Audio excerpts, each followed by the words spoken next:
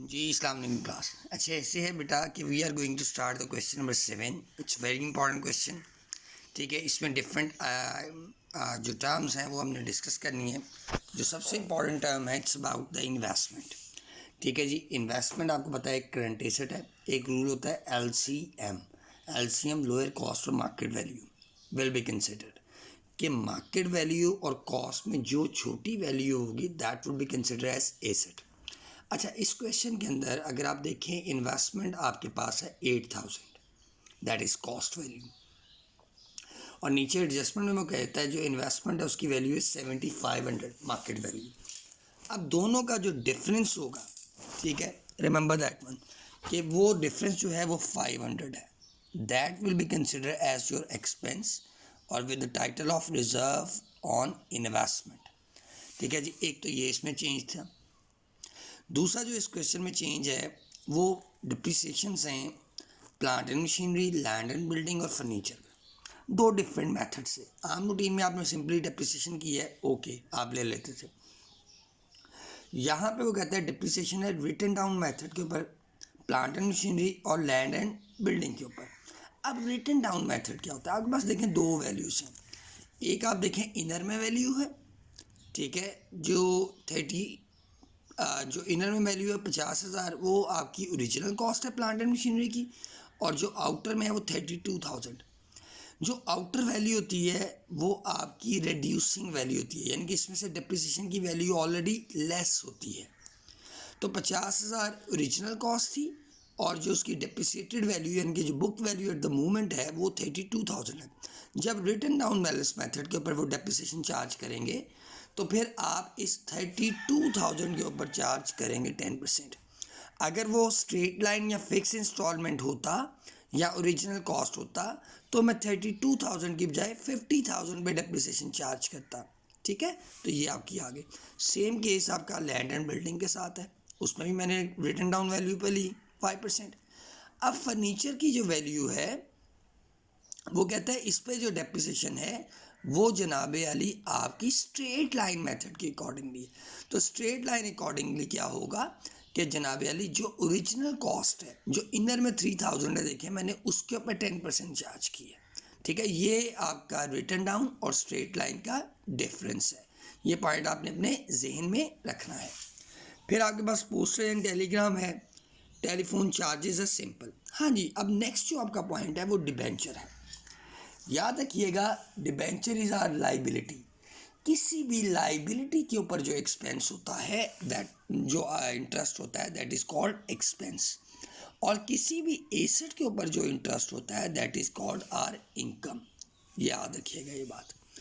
अच्छा, अब इसमें वो कहते हैं जो डिबेंचर के ऊपर इंटरेस्ट है वो है जनाब अली आपका एक सर्टेन परसेंटेज। ठीक है, वो बनती है 1200। जब आप क्वेश्चन देखेंगे आपके पास परसेंटेज आ जाएगी, जिसमें से आपने जो एडजस्टमेंट जो इंटरेस्ट पे करना है वो 1200 है।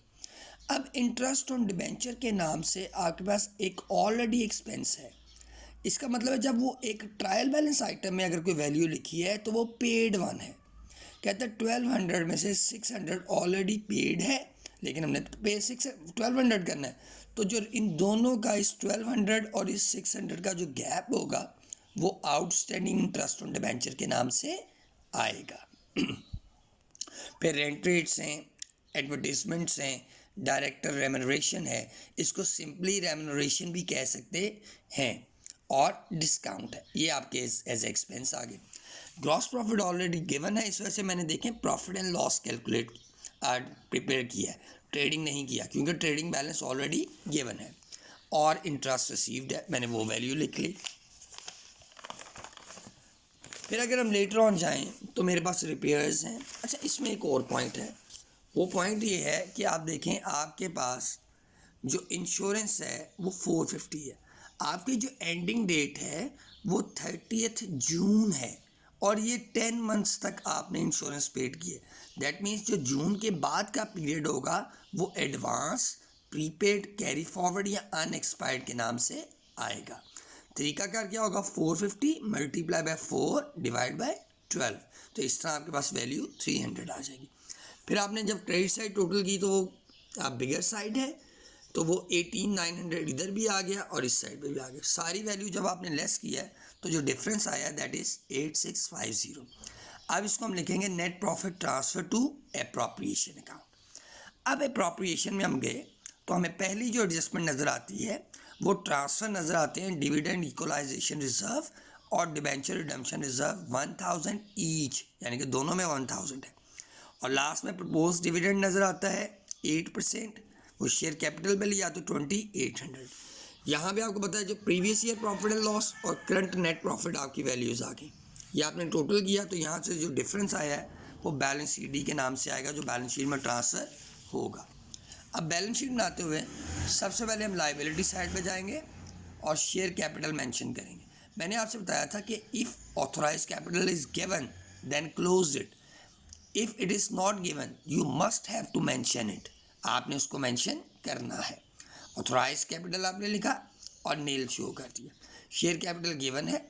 रिजर्व्स में आपको बताया आपने अकाउंटिंग इक्वेशंस रेशियोज की हुई है, उसमें रिजर्व्स का आपका नाम है share premium, dividend equalisation reserve, debenture redemption reserve, और जो इनके ट्रांसफर्स थे एप्रोप्रिएशन में, ये देखें ना 1000 ईच के नाम से आपके पास ट्रांसफर्स हैं, तो वो एज इट इज़ आपने बैलेंस शीट के अंदर भी रिजर्व के हेड के अंदर मेंशन करना है। और वो जो बैलेंस BD है री इन्वेस्टमेंट वाला वो भी रिजर्व में 600। इसके बाद आपके पास लॉन्ग टर्म डेट्स हैं, 6% डिबेंचर हैं, वो 20,000 आया। अब देखें मैंने आपको बताया था ना वो जो आउटस्टैंडिंग डिबेंचर इंटरेस्ट आया सिर्फ 1200 नहीं आया, क्योंकि उसमें 600 ऑलरेडी पेड है। जो पेएबल है दैट इज़ लाइबिलिटी, वो 600 है। फिर क्रेडिटर्स हैं आपके पास, और फिर आपके पास बैंक OD है जनाब, और प्रोविजन फॉर टैक्सेशन और प्रपोज डिविडेंड, ये आपके जनाबे वाली करंट लाइबिलिटीज़ हैं। तो एज अ होल ये 81,850 आ गया। अब हम मूव करते हैं अपनी बैलेंस शीट आइटम की एसेट साइड में, फिक्स एसेट्स। हाँ, अब ये पॉइंट आपने अगेन समझना है, याद रखिएगा बैलेंस शीट में जो एसेट्स आते हैं वो कॉस्ट बेसिस पे आते हैं, ये उसकी कॉस्ट वैल्यू है। अब आपने इसमें से लेस करने एक्यूमुलेटेड डिप्रिसिएशन। एक्यूमुलेटेड क्या होता है?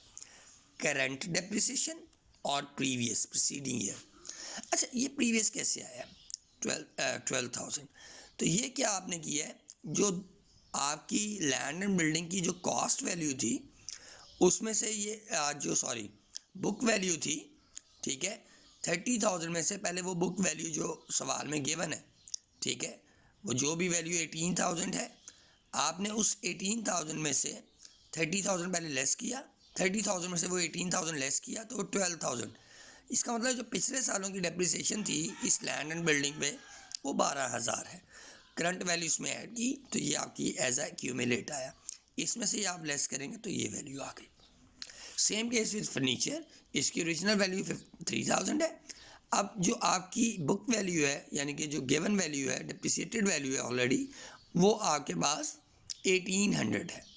तो आप 3000 में से वो 1800 लेस करेंगे तो ये आपके पास प्रीवियस ईयर की डेप्रिसिएशन आ जाएगी, और करंट आप ऐड करें तो एक्यूमुलेटेड डेप्रिसिएशन बन के इसको आपने लेस किया, ये आ गया। Same case with plant and machinery. अच्छा, करंट एसेट में मैंने आपको बताया था इन्वेस्टमेंट 8,000 है, जो रिजर्व और इन्वेस्टमेंट होगी वो आप इसमें से क्या करेंगे, लेस। तो ये अब आपके पास देखें लोअर वैल्यू आ गई। मैंने आपसे कहा था ना which average less will be considered. Current asset में आपके पास स्टॉक है, कोई भी चीज़ें एडवांसेस फॉर्म में आएंगी वो आपका करंट एसेट्स है, जैसे वो एडवांस इनकम टैक्स है। और फिर कैश इन हैंड है, ठीक है, डेटर्स हैं और प्रीपेड इंश्योरेंस है। तो आपने ये टोटल किया तो दोनों साइड्स आपकी इक्वल हैं 81,850 के साथ। इट्स वेरी इंपॉर्टेंट क्वेश्चन, ठीक है जी, ध्यान से। Thank you so much.